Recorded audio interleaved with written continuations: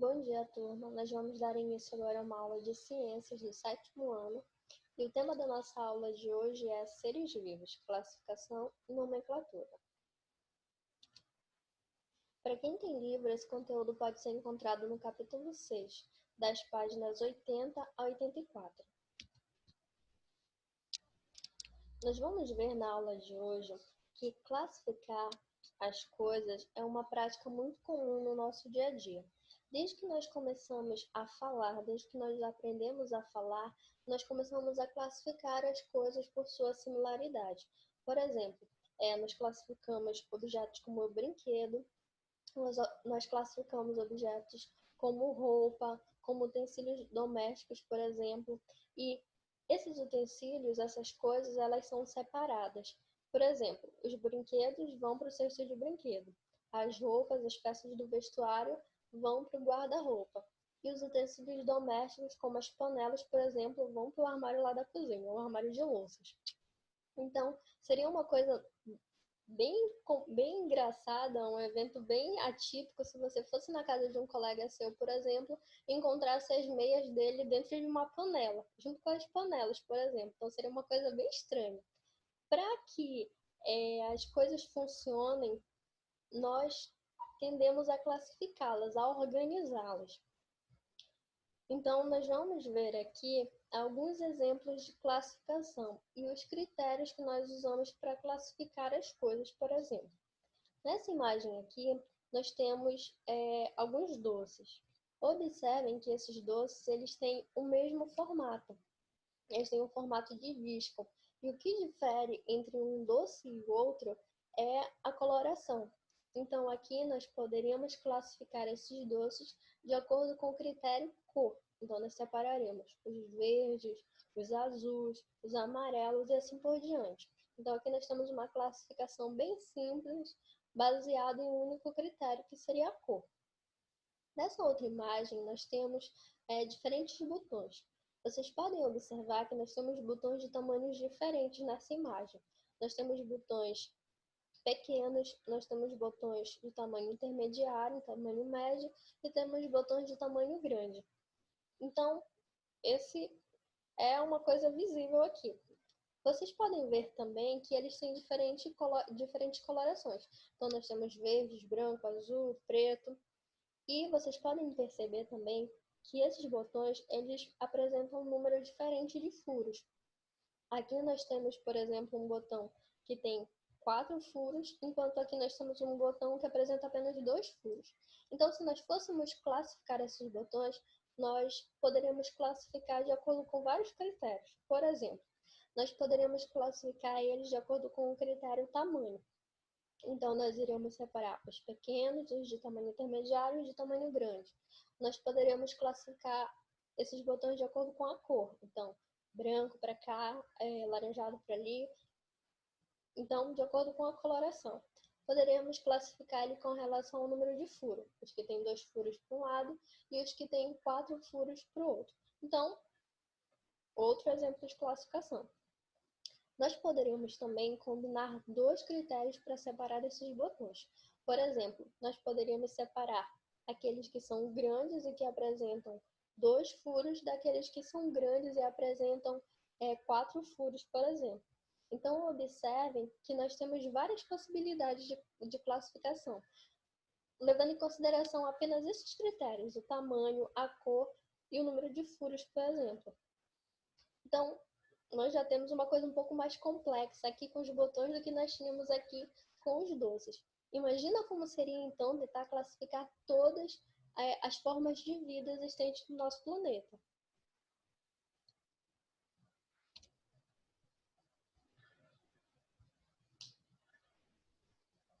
Ao longo de várias gerações, algumas pessoas se deram ao trabalho de tentar fazer essa classificação, classificar os seres vivos. Lembre-se que nós vimos na última aula que, para ser considerado ser vivo, deve-se obedecer a alguns critérios.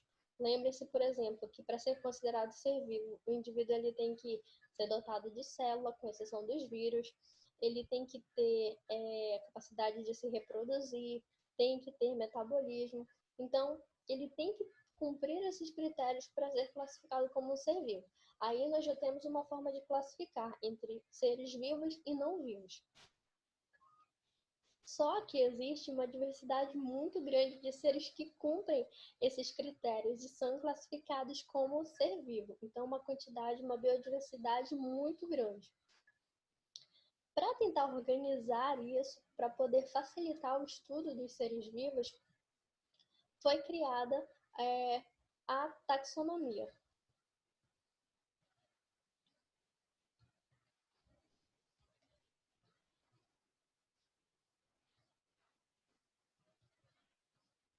Foi criada a taxonomia. A taxonomia é uma parte da biologia que se preocupa em identificar, em classificar os organismos. Então, essa área da ciência que tenta organizar as coisas, que tenta classificar, é a taxonomia. Ao longo dos anos, nós tivemos várias pessoas que tentaram classificar os seres vivos, mas não existia um critério muito bem definido, então cada um classificava do jeito que queria. A primeira classificação dos seres vivos que nós temos conhecimento é uma classificação feita antes de Cristo, lá pelo século IV, de Aristóteles, que era um filósofo grego. Ele classificou os seres vivos dependendo da presença ou da ausência de sangue. Então, se o ser apresentava sangue, se ele possuía sangue, ele era classificado num grupo de animais superiores, por exemplo. Se ele não apresentasse sangue, ele era classificado em outro grupo de animais inferiores. Então, esse foi o critério que ele utilizou. Os seres poderiam ser classificados também com base na capacidade de se locomover. Se eles eram móveis, se eles podiam se mover, eles eram classificados num grupo. Se eles eram fixos, se eles não tinham essa capacidade de locomoção, eles eram classificados em outro grupo. Os seres vivos poderiam ser classificados também com relação ao porte, com relação ao tamanho. Se eles eram de grande porte, eles iam para um grupo, se de pequeno porte, iam para o outro. Então, não existia um critério muito bem definido, então cada um classificava como achava melhor. Até que se destacou a figura desse pesquisador. Esse pesquisador, o Carl von Linné, conhecido no Brasil como Linneu, ele era um sueco que era médico e botânico também. Então, esse pesquisador, ele criou um sistema de classificação, um sistema que pudesse organizar os seres. Para esse sistema, ele levou em consideração, por exemplo, as semelhanças estruturais do corpo. Então, ele pegava animais, por exemplo, que tivessem estruturas similares e agrupava. Nas plantas, por exemplo, ele levava em consideração o formato da flor. Então, se as plantas tinham flores similares, elas iam para um determinado grupo. Linneu foi o responsável por criar o que nós conhecemos como categorias taxonômicas. O que é isso? As categorias taxonômicas são grupos onde os indivíduos deveriam ser enquadrados de acordo com determinadas características. Esse pesquisador também foi o responsável pela criação dos nomes científicos, que são os nomes utilizados pelos pesquisadores de todas as partes do mundo para identificar as espécies existentes. Então, ele teve uma contribuição muito grande para a taxonomia. Não por acaso ele é considerado o pai da taxonomia. Só que o sistema que Linneu criou tinha alguns problemas. Por exemplo, Linneu considerava ser vivo apenas os animais e as plantas. E com o desenvolvimento de estudos e pesquisas, foram descobertas algumas espécies que não se enquadravam muito bem. Nem era considerado animais, nem era considerado plantas. Aí não existia uma categoria, um grupo onde se pudesse colocar esses animais. Para resolver esse problema, foram criadas novas categorias taxonômicas, novos grupos, onde esses seres pudessem ser enquadrados. E aqui nós temos um resumo das categorias taxonômicas modernas, do que nós temos hoje.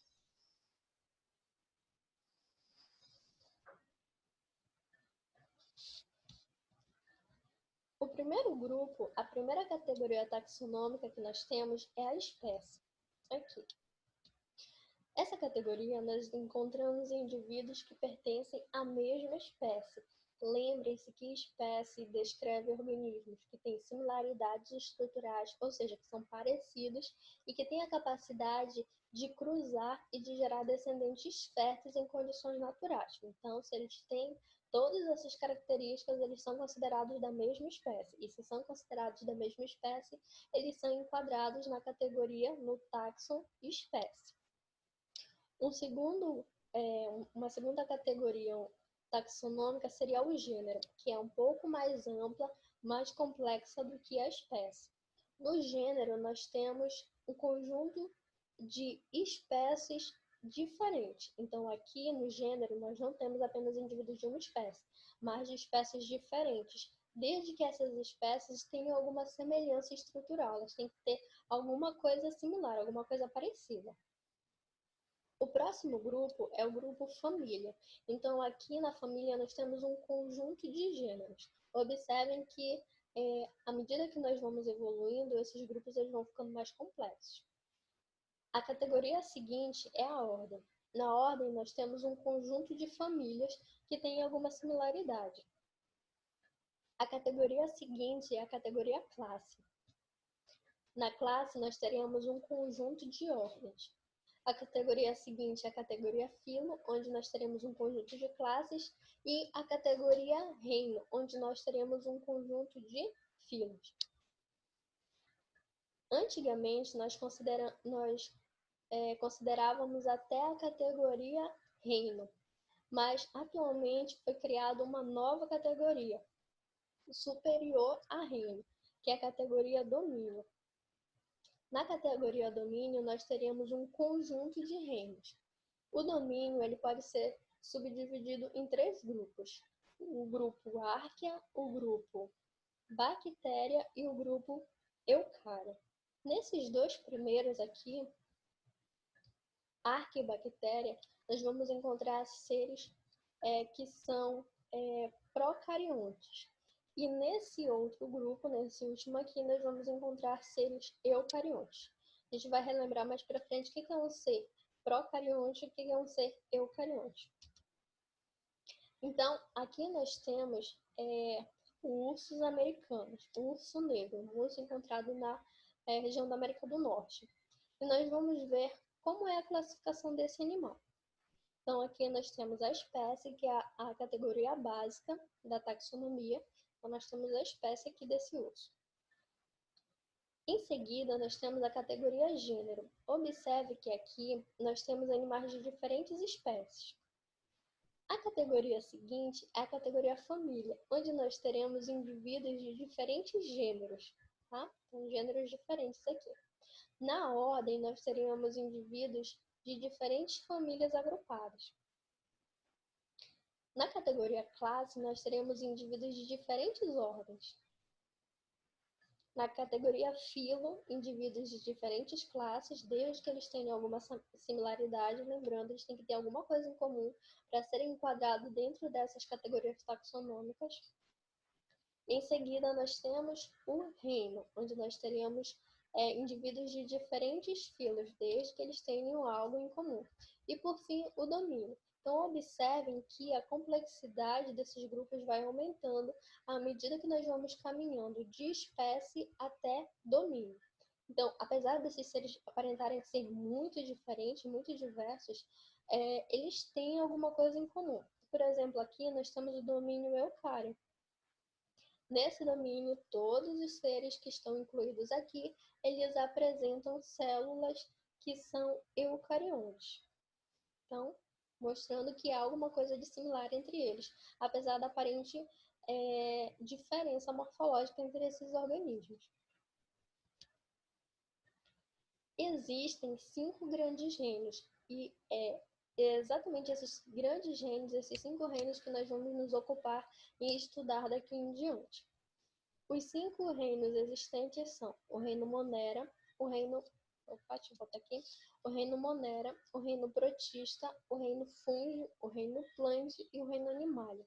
E nós vamos ver dentro desses 5 grandes reinos esses indivíduos aqui, que são representantes desses reinos. Nós vamos ver onde esses organismos eles se enquadram dentro de cada um desses reinos e por que eles são enquadrados lá.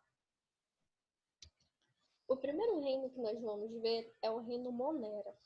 O reino Monera, ele engloba seres que sejam unicelulares, ou seja, seres formados por uma única célula. Então, seres que têm uma única célula estão dentro desse reino. Essas células são células procariontes, ou seja, não existe uma membrana que delimite o material genético da célula. Então, o material genético está ali espalhado no citoplasma, sem estar separado dele por uma membrana, que nós chamamos de carioteca. Tá? Então, não existe a carioteca nesse tipo de célula. Além disso, dentro desse reino, nós temos indivíduos que são autotróficos e indivíduos que são heterotróficos. O que é isso? Indivíduos autotróficos são indivíduos que conseguem produzir o seu próprio alimento. Já os indivíduos heterotróficos são indivíduos que não têm essa capacidade. Como exemplos de representantes do reino Monera, nós temos as bactérias, as cianobactérias e as arqueobactérias. Então, esse reino seria um reino mais simples, digamos assim. Em seguida, nós temos os protistas.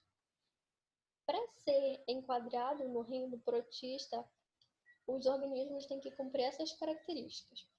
No reino protista, nós encontramos indivíduos que são unicelulares, formados por uma única célula, mas aqui essas células elas são eucariontes, ou seja, elas têm um núcleo, elas têm uma membrana delimitando o material genético. Então, elas têm a região de núcleo ali. Aqui nesse grupo, nós encontramos tanto seres autotróficos, capazes de produzir seu próprio alimento, quanto seres heterotróficos. Nós temos como exemplo de representantes desse reino os protozoários e as algas unicelulares, por exemplo. O próximo reino é o reino fúngico. Aqui no reino fúngico, nós encontramos tanto indivíduos unicelulares, formados por uma única célula, quanto seres pluricelulares, formados por mais de uma célula. Só que essas células, independente de ser uma célula ou várias células, elas são eucariontes, possuem lá a membrana delimitando o núcleo, protegendo o material genético. E esses seres, eles são heterotróficos, ou seja, eles não têm a capacidade de produzir o próprio alimento, tá? Eles precisam de uma fonte para se alimentar, de uma fonte externa. Como representante desse grupo, nós temos os fungos, tá? Então, aqui nós temos duas fotos mostrando esses organismos, aqui e aqui. O próximo grande reino é o reino plante. Nesse reino, nós encontramos apenas seres pluricelulares, ou seja, formados por mais de uma célula. Células do tipo eucariontes, tem a membrana lá protegendo o material genético. E os seres desse reino são seres autotróficos. Todos, quase todos, têm a capacidade de produzir o seu próprio alimento. De forma geral, eles conseguem sintetizar lá o seu próprio alimento. Como representante desse reino, nós temos as plantas, por exemplo. Outra coisa importante desse reino é que a complexidade dos organismos ela já é bem maior do que o que foi visto no grupo passado. Aqui, por exemplo, nós já temos as células formando tecidos e órgãos, então nós podemos encontrar tanto os tecidos quanto órgãos nos indivíduos desse grupo. E por último, nós temos o reino Animalia.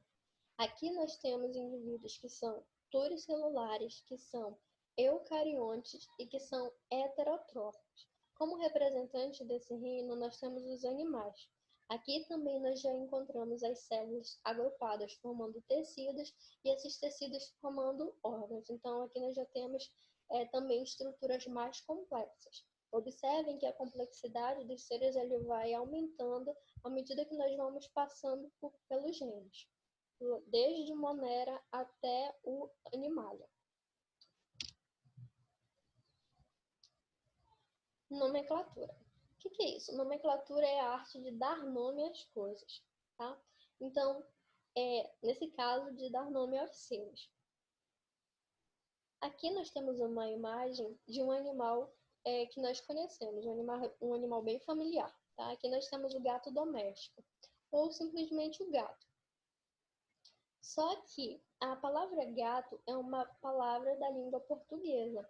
Então, se você falar gato em outra parte do mundo, em um local onde se usa um idioma diferente do utilizado aqui no Brasil, provavelmente você não vai ser compreendido. Porque em cada lugar, esse animal tem um nome específico. Por exemplo, aqui nós temos diferentes países e a forma como esse animal, o gato, ele é chamado. Então, há variação. Para que não tivesse confusão entre os cientistas, enquanto eles estudam uma espécie, todos pudessem se entender, sem ter esse problema de barreira linguística, foi criado um nome científico para esse animal e para todos os outros seres vivos. Então, o que seria um nome científico?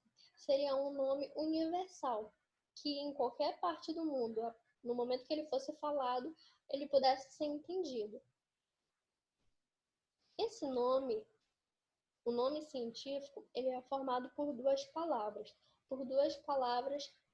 do latim, tá? A gente vai ver isso daqui a pouco mais à frente. Então, aqui nós temos o nome científico do gato doméstico.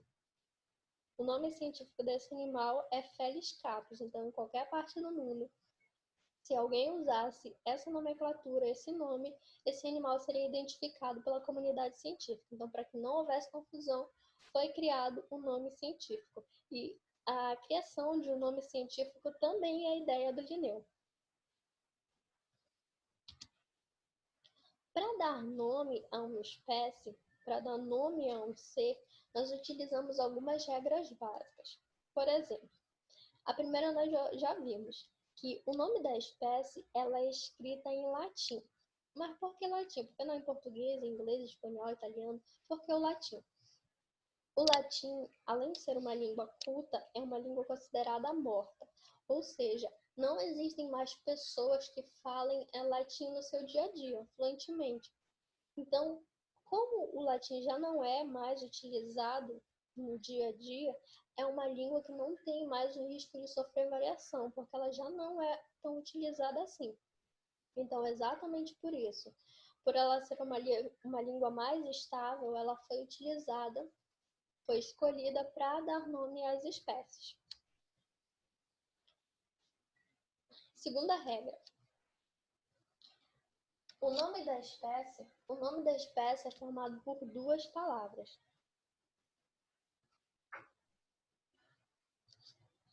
Aqui nós temos o exemplo do slide passado. Nós temos um nome científico do gato doméstico, o Felis capus. Então, observem que nós temos duas palavras formando o nome da espécie. Então, nós dizemos que o nome da espécie é binominal, tá? Nós temos duas palavras formando esse nome.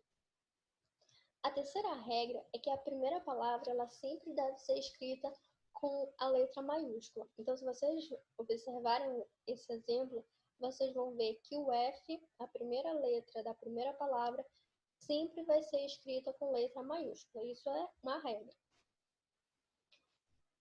A quarta regra para a nomenclatura de espécie é que a segunda palavra ela deve ser escrita com letra minúscula, toda a palavra. Então, observe aqui que toda essa palavra é grafada com letras minúsculas. A quinta regra é que a palavra deve ser destacada. O nome da espécie ele vem em destaque nos textos. Por exemplo, formas de destaque. O nome da espécie pode vir em itálico, ou seja, tem uma pequena inclinação para a direita.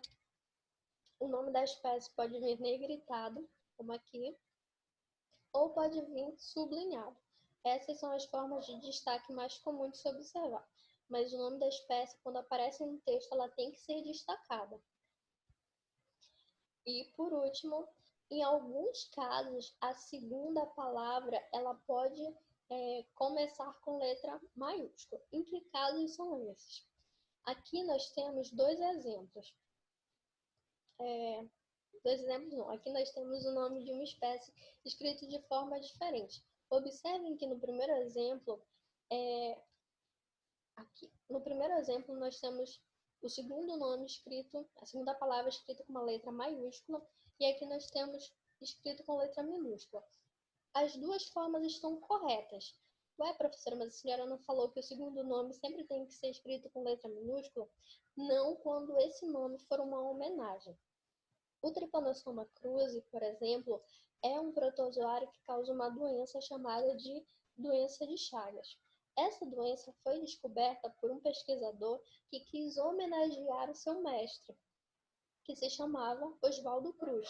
Então, ele usou o sobrenome do mestre para nomear a espécie. Por isso, nós temos Cruzi escrito com um C maiúsculo. Isso pode acontecer. Então, pode-se usar o nome de alguém para homenagear uma espécie. Por que não Cruz? O nome do mestre desse pesquisador que descobriu o Trypanosoma cruzi era Oswaldo Cruz. Mas por que então está escrito Cruzi e não Cruz? Porque cruzi seria a palavra cruz latinizada. Então, lembrem que o nome tem que ser escrito em latim. Por isso, cruzi. Tá? Então, nos casos em que for uma homenagem a alguém, aí sim pode ser escrito com letra maiúscula. Tá? Por hoje é só, gente, e até a próxima aula.